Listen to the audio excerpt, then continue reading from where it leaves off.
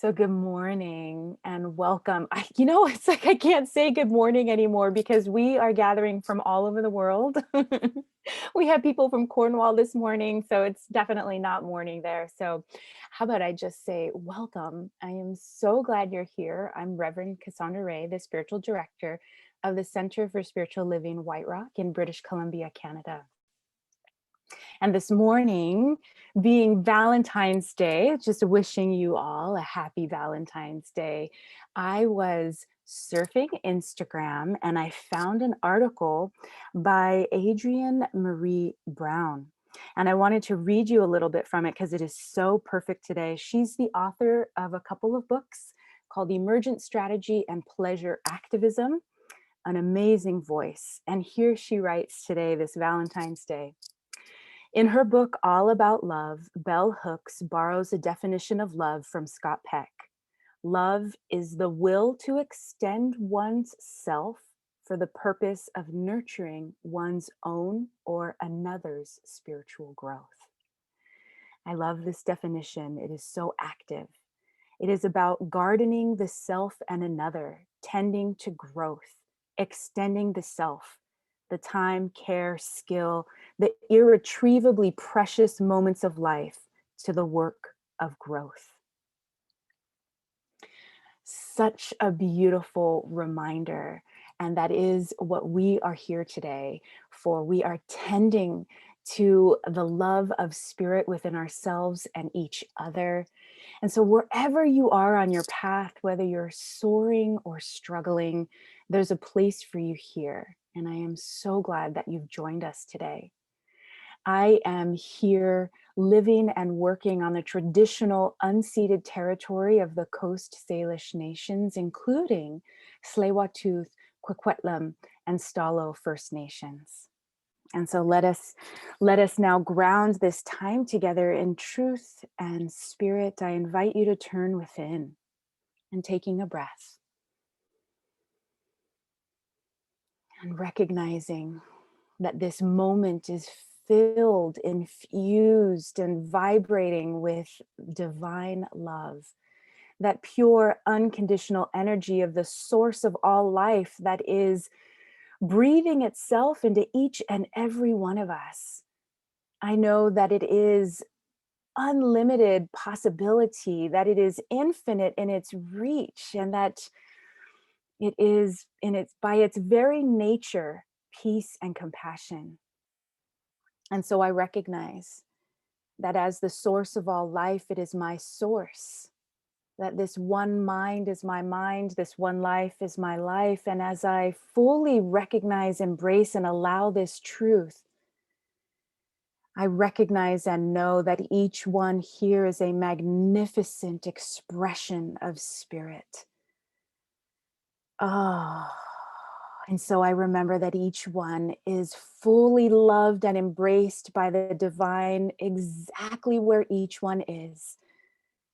That there is this soft, gentle, yet powerful presence that embraces and propels each one of us to the fullest expression of purpose within.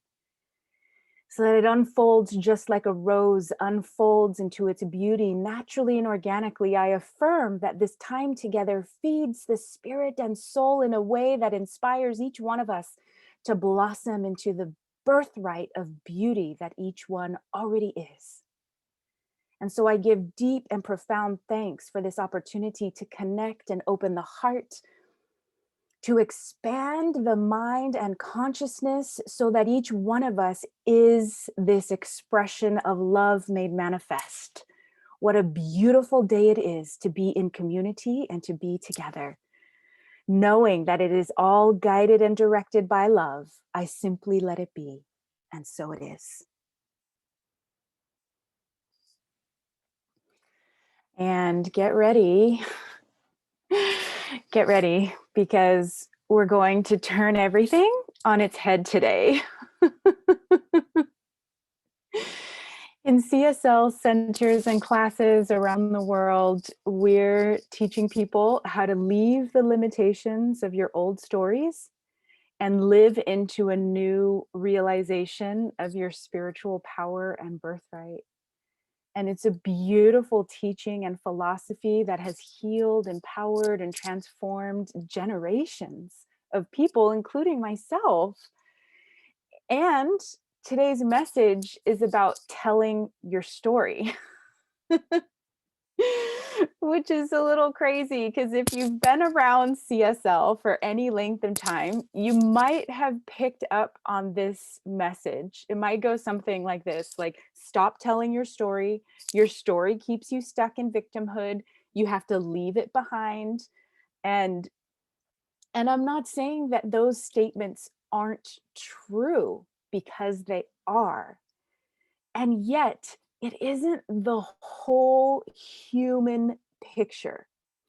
So today, we're delving into the intricacies of weaving your human story into the fabric of your divinity by walking the fourfold path of healing as laid out by Archbishop Desmond Tutu and his daughter, Reverend Mfo Tutu van Firth. So we began exploring this path last week when we looked at how to move out of judgment, blame, self-righteousness, and revenge, and into the heartfelt and healing connection of our shared humanity. And today we continue this journey into forgiveness by looking at the first two steps of the fourfold path of healing. Now, this is like hundreds of pages in the book that between last week and this week we're condensing into, like, a combined 40 minutes, right? So I want you to know that there is a lot more in the book. And so if this topic really speaks to where you're at, I highly encourage you to get the book and do the exercise and read further. For today, we are delving into these first two steps. The first one is telling the story, and the second one is naming the hurt. Those are the first two steps on this fourfold path of healing. So let's start by noticing the exact words of this first step, telling the story. So it's not telling your story, it's telling the story. This one word makes a huge difference, because the story isn't who you are. The story is simply a collection of facts of what has happened. And there's an interesting relationship between your story and the story. When you aren't allowed to tell the story, then it becomes your story. That is a biggie, and I'm just going to say it again. When you aren't allowed to tell the story, especially as a child or young person, then it becomes your story. You become trapped in it, and it can define you. So we're even seeing this in scientific studies and research. So I'm drawing on this book today called The Whole Brain Child by Doctors Daniel Siegel and Tina Bryson. The subtitle is 12 Revolutionary Strategies to Nurture Your Child's Developing Mind. And guess what? One of the strategies they teach is called Name It to Tame It, Telling Stories to Calm Big Emotions. And they write, the right side of our brain, processes our emotions and autobiographical memories, but our left side is what makes sense of those feelings and recollections. Healing from a difficult experience emerges when the left side works with the right to tell our life stories. When children learn to pay attention to and share their own stories, they can respond in healthy ways to everything from a scraped elbow to a major loss or trauma. So this also applies to us adults. When we can tell the story, we can respond in healthy ways. In fact, The book of forgiving, the book of forgiving takes it one step further. And on page 71, they tell us, telling the story is how we get our dignity back after we've been harmed. It is how we begin to take back what was taken from us and how we begin to understand and make meaning out of our hurting. So the authors give us very simple instructions. Tell the story as it happened. Tell the story as it happened. And I want to acknowledge here that many of us were raised to not say anything that would cause discomfort in others. So speaking the truth about what actually happened could even be seen as disrespecting important people in your life.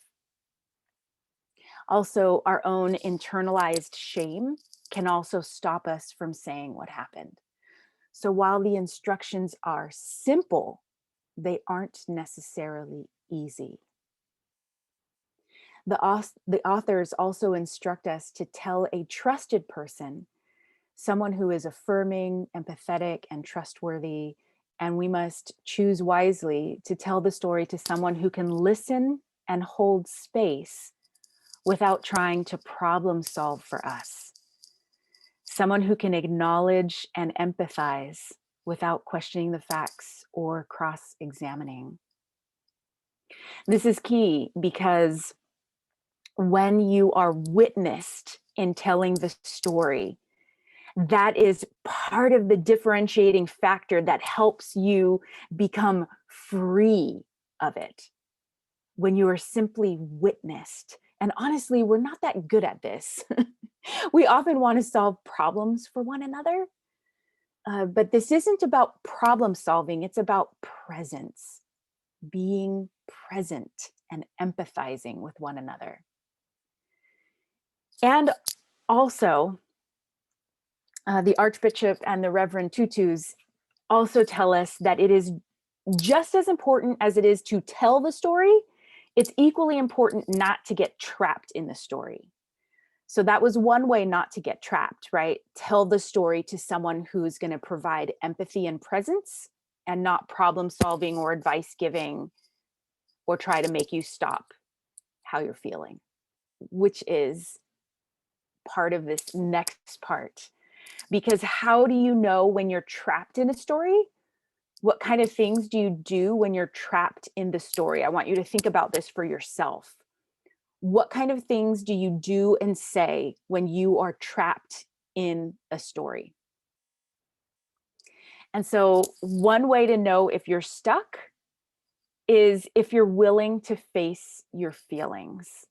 And I'm not talking about using your feelings to change other people's behavior, because honestly, that's more common. For us to use our feelings to try and change other people, that's actually super common and probably socially acceptable. But what I'm talking about is being present with the raw emotions of your heart.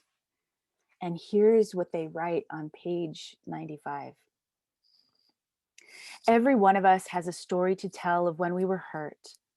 Once we're done telling our stories, the technical details of who, when, where, and what was done to us, we must name the hurt. Giving the emotion a name is the way we come to understand how what happened affected us. After we've told the facts of what's happened, we must face our feelings. Whew. This is probably one of the biggest reasons we don't forgive and stay stuck in this story. We must face our feelings. Now, Archbishop Tutu and Reverend Tutu tell us we must move beyond the bare facts to the raw feelings. Ugh. And in the book, they introduce us to Father Michael Lapsley. So on page 95, they tell us, Father Michael Lapsley was the victim of a letter bomb during apartheid, which robbed him of both his hands and his sight in one eye. Father Lapsley has devoted his life to teaching people how to heal through storytelling. From his own experience, he is keenly aware of the need for forgiveness in response to trauma. He reminds us of the importance of confronting and soothing the raw reality of our emotions.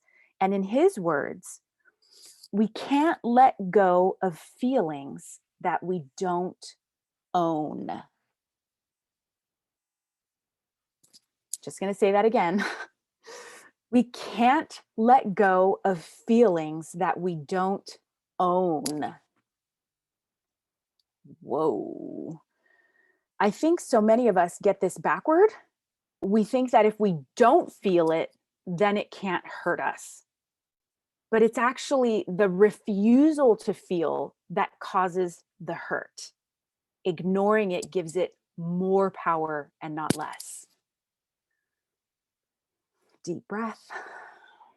Because here's where we can use our faith and philosophy to provide space for our very human feelings and vulnerabilities. Drawing upon The Science of Mind by Ernest Holmes on page 34, he writes, "There is that within us which partakes of the nature of the divine being. And since it partakes of the nature of the divine being, we are divine. This means that you are a divine being. That the divine, that invisible infinite, lives at the center of your being. That it is who and what you really are, a divine being. So your human experience is unfolding within your divinity. No matter what happens in your human experience, you are always held by the divine in you. And it is safe to feel what you feel because the divine in you is eternal, whole, and unbreakable. And you can take all of what's happened and how you feel directly to the divine in you. You can allow the divine in you to hold you, comfort you, and love you.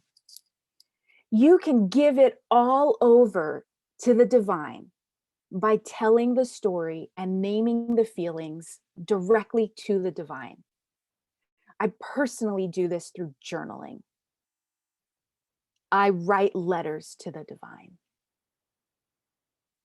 And returning to the whole brain child, the authors explain why this is physiologically important.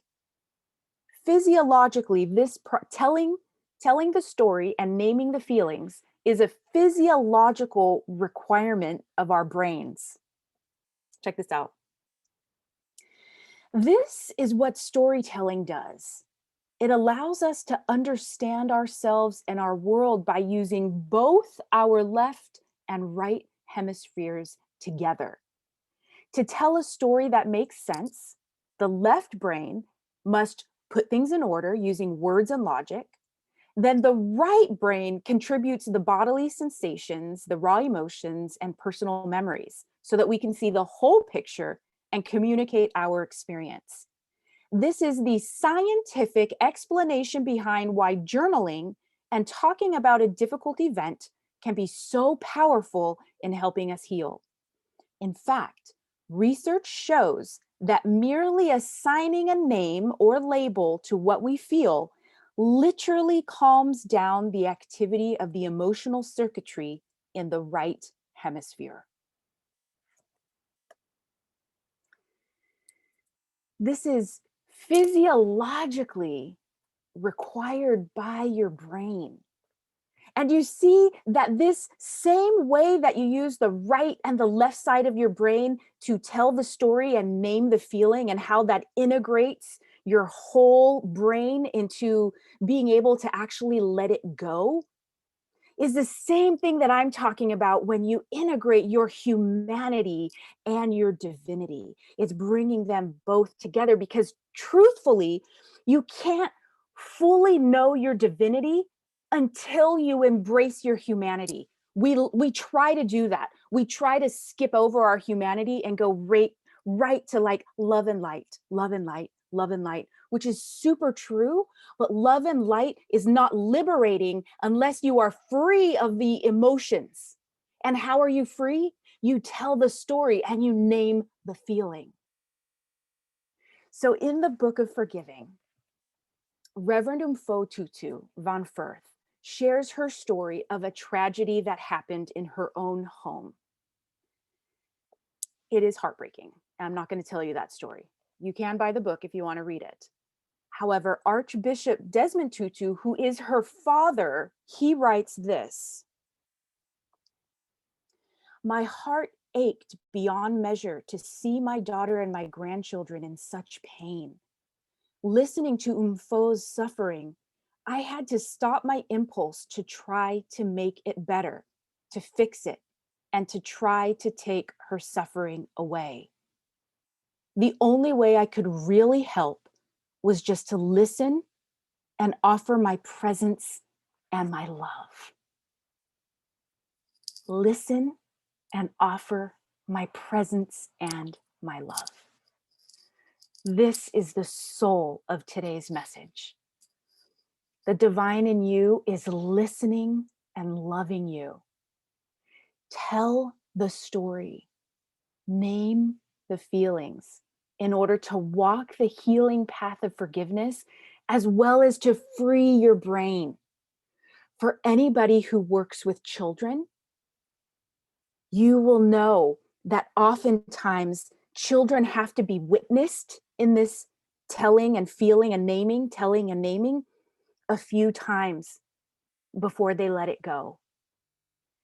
But simply just telling it and naming it can freeze a child from, things that they experience for the first time and it frightens them. It takes just this presence and your love, your willingness to listen. This happens for adults as well. This same process that works for kids, we don't like to admit it as adults, but it is the same thing that's required for us. So choose the best way to support and honor yourself. Maybe you want to do this in your journal. Maybe you want to give it all to God. Maybe you want to confide in a trusted friend, family member, licensed practitioner, or therapist.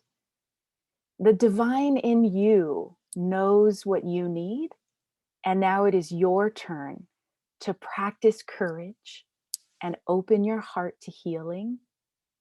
Tend to yourself so that you are free to experience the love and divinity at the center of yourself.